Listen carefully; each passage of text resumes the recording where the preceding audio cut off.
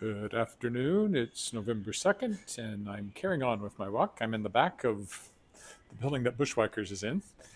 I'll be heading downtown from here.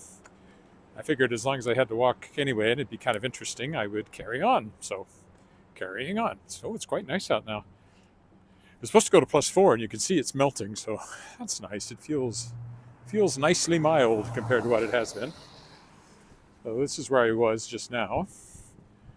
That's downtown ahead of us. That's where I'm heading. Again, that's a gold building there is where my wife works. That's Sastel. She's an engineer. The other tall building with the gold stripe down the side is SGI. And over there we have the tall building, which is the Delta, tallest building in Regina.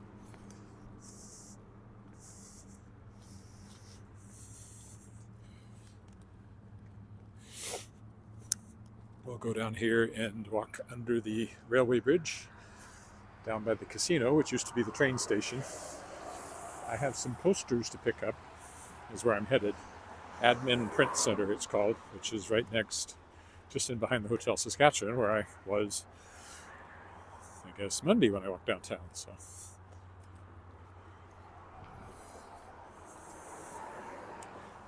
we're walking along Dudney Avenue here. Oh yeah, everything's quite slushy now. Before it was, when I came down this morning, it was all frozen hard, so. It is still fall. It's not winter yet. Not actually for another 6 weeks, officially. So we might still lose this little bit of snow cover before it settles into stay, but we'll see.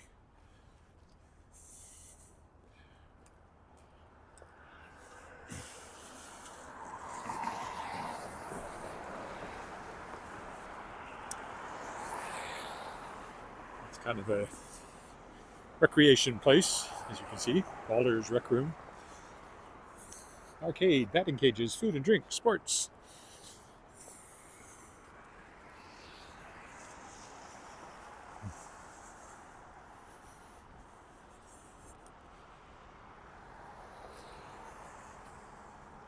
This will probably be about a 20-minute walk, I think, after the half-hour walk I did earlier to get down here. Nothing is too far away. Downtown is right there.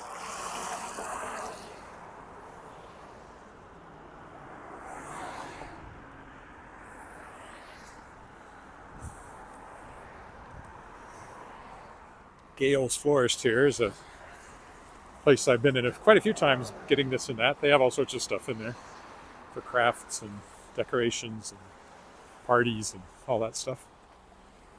Closing out sale. Well, maybe they're gone now. Oh, I didn't expect that.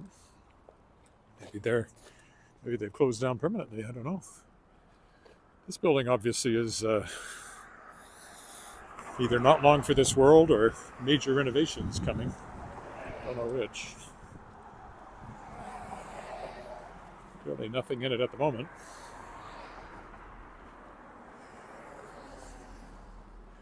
Rebellion Brewing Company, one of our local microbreweries. Not really a restaurant, but you can get some food in there. They have good beer.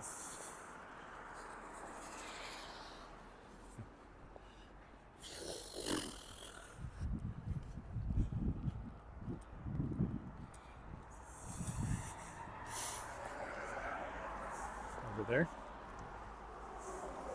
I never think to go there. I don't know why. And there's actually one quite close to us that I keep meaning to go and have lunch at and never do. Keep forgetting about it. Been there a couple of times, but it just doesn't come. It's not top of mind, that's for sure. I was actually a little working in everyday kitchen today, but the place is really busy, which is great for them. But there was this whole group of mothers with small children, and there's a little play area right about where I decided to sit. And there were these small children playing and the mothers talking, and they're having a great time, but it wasn't conducive to what I thought I would do when I was there, which was write. So instead, I mostly did publishing stuff. I went through a manuscript that's coming out in February, moving it on to page proofs for the author to look at, and make any final corrections to, and to get what's called an ARC, which is an advanced reading copy out. As for the Headmasters, which is a young adult post-apocalyptic dystopian tale set in northern Ontario after about 2060 in his premise. Something goes horribly wrong at a research facility there. And I'll wait for this left turn here and then we'll be able to cross. And these things come from another dimension, basically. Well, first of all over the world, everything falls apart. But where they are, these things come through that are aliens that attach themselves to people and control them part of the day. And so that's kind of the premise behind it. It's called the Headmasters, a bit like Robert A. Heinlein's Puppet Masters and other similar tales of aliens taking over people, pod people, all that kind of thing. But very well done, and I'm happy to be bringing it out. It's by Mark Morton, who's actually has a PhD and has written other books, mainly to do with things like culinary history. And I'll actually be reprinting a previous book of his called Cupboard Love, a dictionary of culinary curiosities. Next fall, that'll come out. And the other funny thing about Mark is he replaced me at the Weyburn Review one summer when I was off doing a European tour with my university choir. This was just a few years after I graduated, and alumni were invited to go on these things. And Ernie Neufeld, who was my publisher at the Weyburn Review, very graciously let me take extra time off. Twice, actually. I went in 82 for 6 weeks and in 87 for a month, so I could do these European tours. And one of those years, I don't know if it was the first one or the second one, Mark was actually kind of my fill-in. Probably that would have been 82, because by 87 I was the editor. It must have been 82.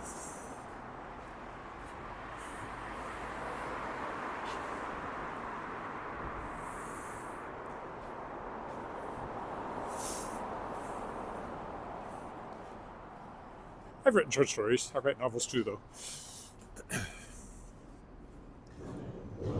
And of course, I do have a short story collection, not mine, but an anthology coming up.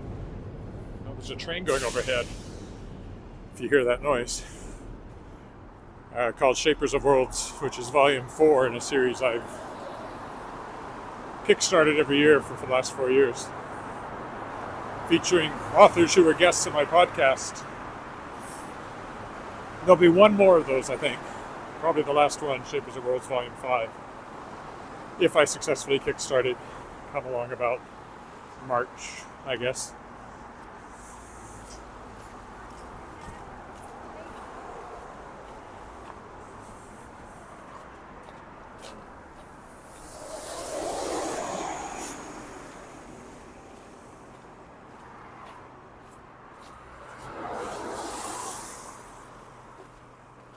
That's actually one of the oldest buildings around here over there. Doesn't look like much, but it's quite old, that one.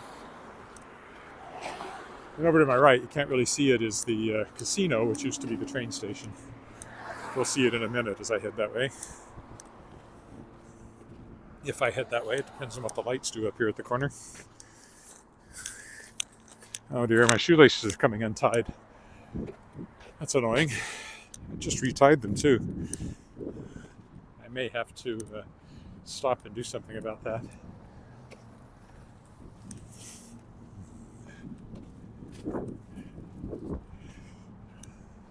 Very popular shortcut through the parking lot here. Maybe I'll do that too.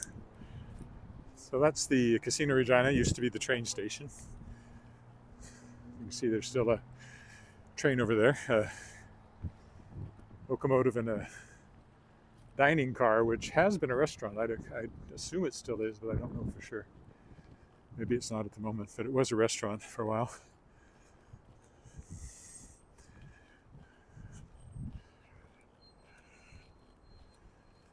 I was in there when it was still a train station, and I sang in an opera in there in the interim after it was a train station, but before it was Casino Regina. We did it was 94, I think. I was in a production of Merry Wives of Windsor, Saskatchewan, and we brought the cast down and Uh, did the show in there. Wasn't all that great. It was too live and acoustic. It was very echoey. I don't think anybody understood a word we sang. But still, hard to believe that's almost 30 years ago now. Yeah, looks like we're going this way. Hi, Jerry. I'd really like to tie my shoelace, but I don't see an opportunity, so over here, this part of the casino is the show lounge. And they have various acts in there. Haven't gone too much.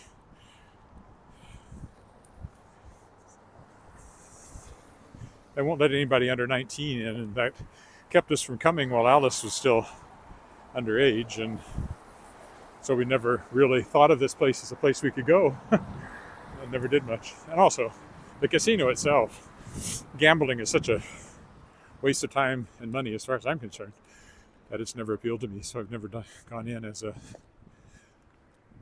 a playa. Over here is the Delta. That's the tallest building in town, as I said. It's also a convention center. There you go, Casino Regina Show Lounge. I didn't press the button, but I'll take my chances anyway. Since the light is with me, may the light be ever in your favor. There's Cornwall Center over there. It says Hamilton Street.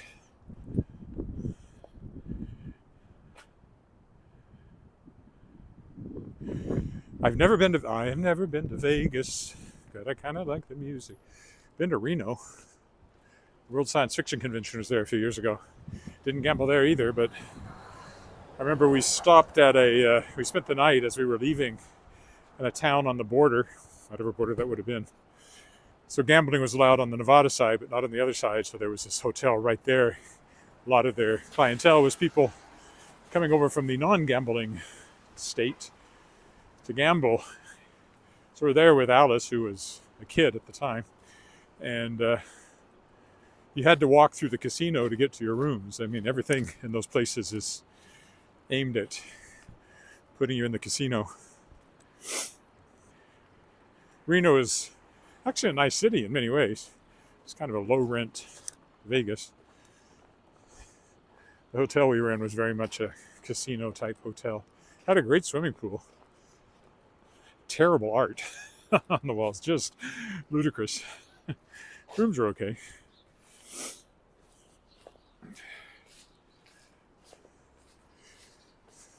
So the Cornwall Center, one block over, I've often been there. This to my left is the Alvin Hamilton building. It's a federal office building. Yep.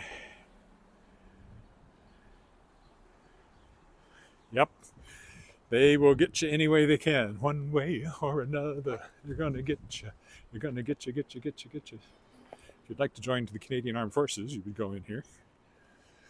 Royal Bank, that's my bank. I don't have a lot of my money because I don't have a lot of money. I have a lot of my debt, though.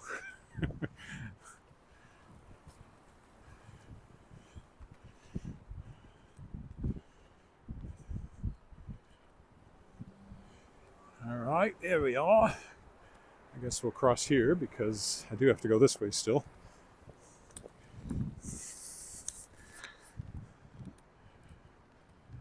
I don't want to go all the way down to Scarth Street, though. I'll go up Hamilton here.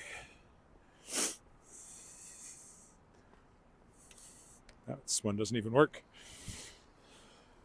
Some of our outdoor public sculpture there, the geese.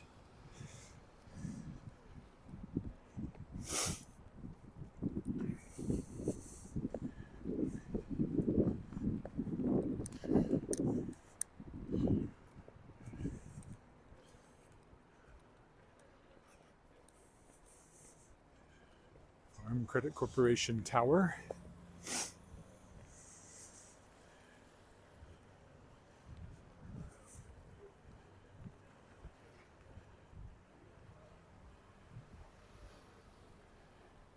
Yes, right. Honestly, you see people have always obviously spent hours and hours and hours there. And the house always wins. So the odds are not in your favor. That used to be where the Leader Post was, that white building over there, the newspaper. Hasn't been for a long time. That's what it was built for. That's why it says the Leader building on it. You look up, look way up. You'll see it's quite an attractive building.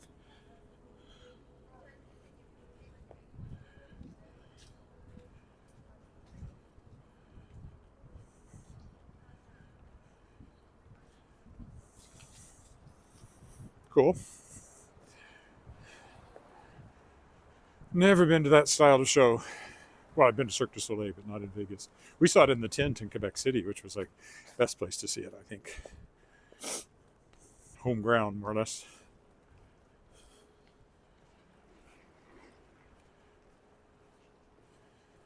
I'll stay on Hamilton because I tend to walk up Scarth, so hopefully this light will change accommodatingly here in a minute. Hello. I'm trying to read the name while I walk, but I need to get across the road, then maybe I can make it out.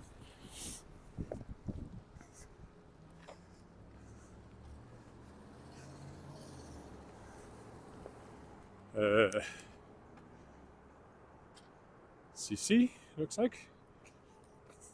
CC. This is the another bank that we use for some things, TD. Toronto Dominion.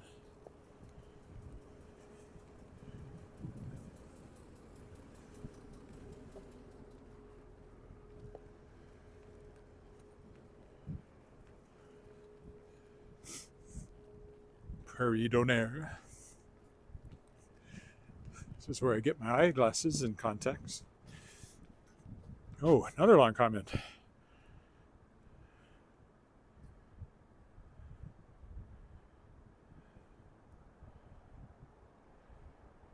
I'll bet. Never been to either place, but I can imagine.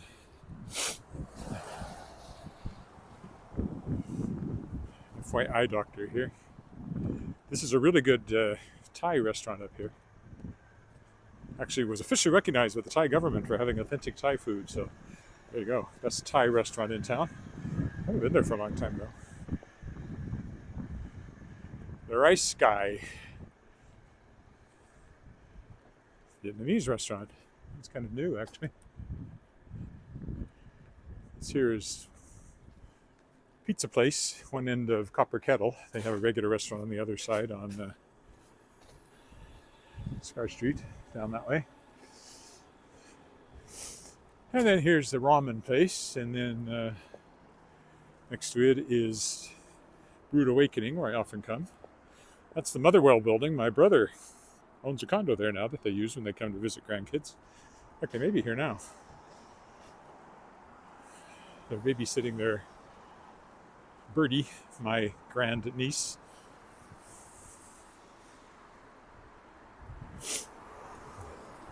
Here we are on Victoria, so only about another block to go here.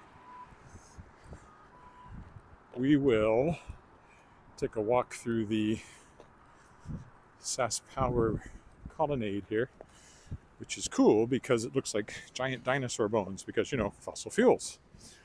Built in the 60s, inspired by Brazilian modernism. I knew the architect.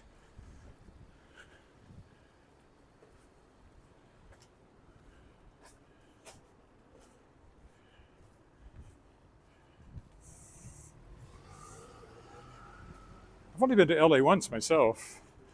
That was for the World Fantasy Convention in 2019, just before the pandemic. Last big convention I've been to as well. Oops, can't go that way. I'll walk into that glass wall. They just redid all this out here. Then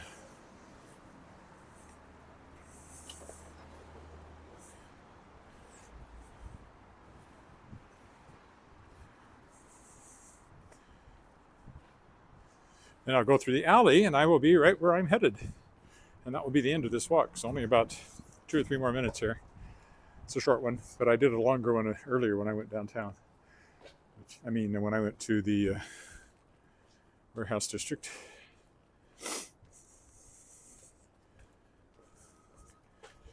Okay, we'll go through the alley here, and I will be where I am headed. Maybe I can tie my shoelace then before I trip over it. Scar Street. Scar Street.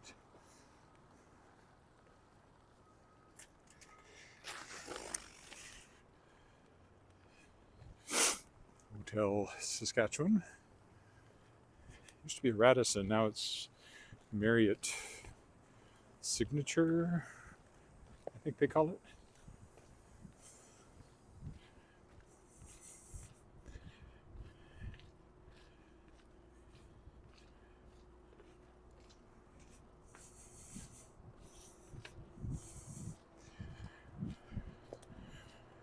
Hotel I was in was actually pretty close to the airport. I was certainly nowhere close to downtown.